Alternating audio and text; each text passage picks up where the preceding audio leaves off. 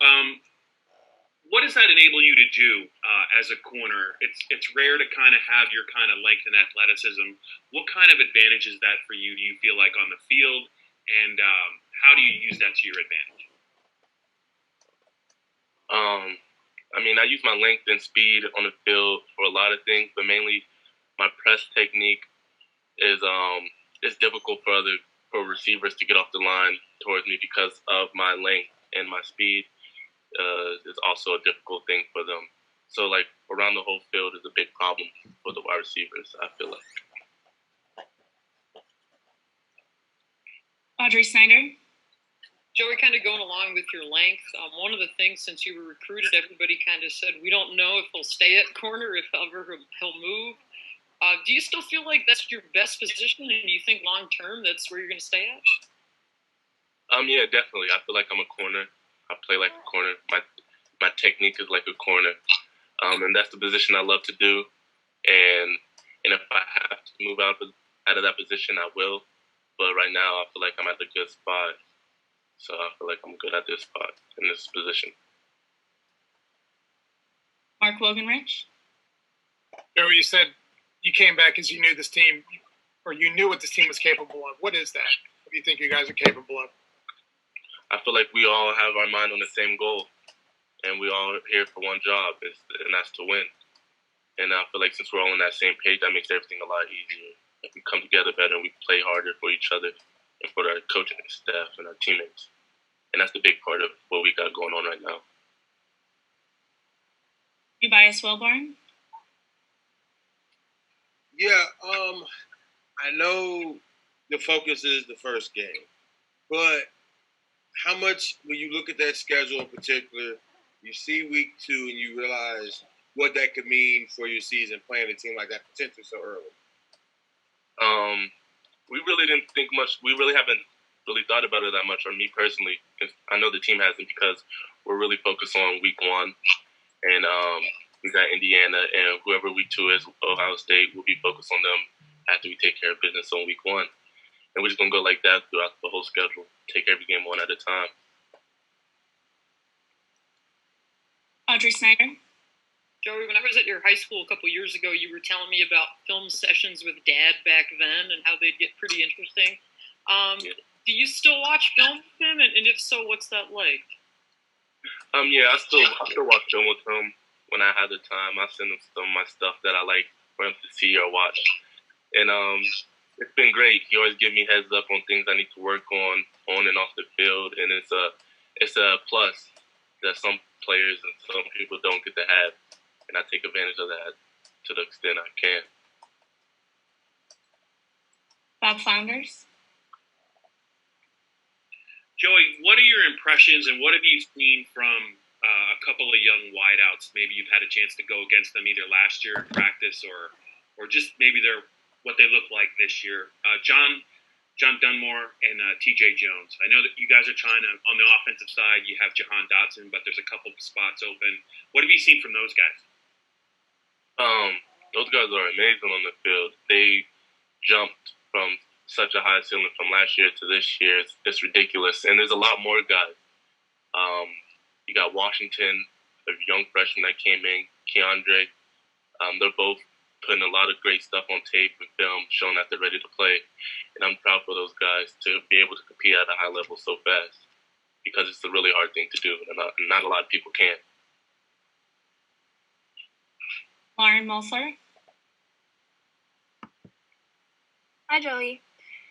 Sorry if you already answered this, but what has the competition been like in the cornerbacks room, and how have you guys been able to kind of navigate that over this off season with, the off season being so different than normal? I feel like the corner room has been pretty good. I mean, we're all ready to play. We all compete at a high level because we all want the best for each other, and I feel like that's across the whole room, including even our leader of the room, Tariq, going all the way down to the youngest freshman in our room, Joe Johnson. I feel like we all on the same page on to get better and work hard. So with that being said, I feel like we'll all be ready. Mark Wogenrich. Joey, how are you like your father, and how are you different from your father? I say I'm alike with him with his talking play style. I like to talk a lot, just like him, and I feel like I play just as physical as him, or can be just as physical as him, and different because I guess the position wise, I feel like we're the same people, but just in different positions. Audrey Snyder. On a different note, Joey, the NCAA is allowing players to put social justice messages on their jersey this year if they want to. Have you given that any thought? I mean, what would you like to put on your jersey? What message would you like to make if that's an option? I would like to put Black Lives Matter on mine because that means a lot to me. I feel like all lives can't matter until Black lives do matter, and that's my opinion on that. Ubias Wilborn. Well, you segued right into the question. You got a career radio there, but for you, what has it meant to see that Coach Franklin has been so open to you guys being vocal, and what has that done just for your level of activism and social justice fighting? It means a lot to know that our coach is on our side and to let us speak on how we feel about the situation. It just shows that he cares about how we feel and how the team thinks, and that's just nothing but bring the team together because we all understand what other people are going through, and to be able to talk about it and be free to talk about it is a big plus for us. Evan Patrick.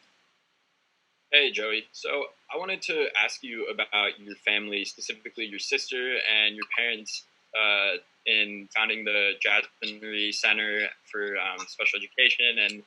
And I read that you plan on majoring in special education, and I just wondered how the experiences in your life leading up to coming to Penn State really influenced you to want to go in that direction.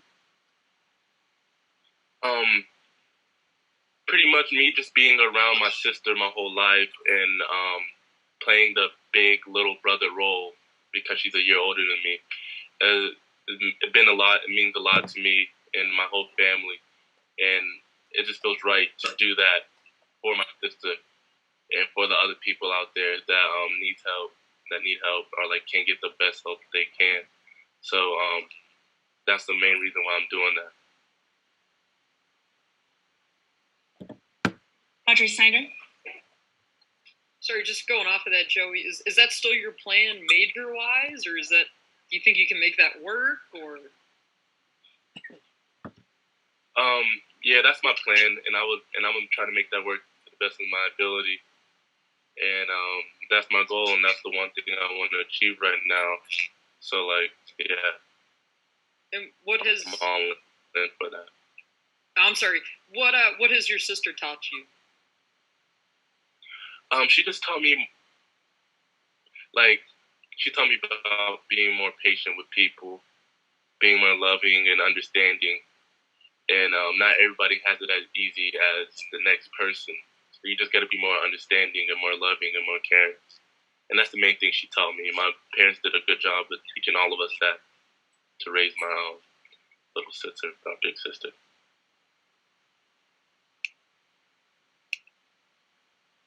Go ahead, Audrey. Sorry. I don't know. I'm sure you probably saw the video about the number 0 that Penn State released yesterday. What are your thoughts on that?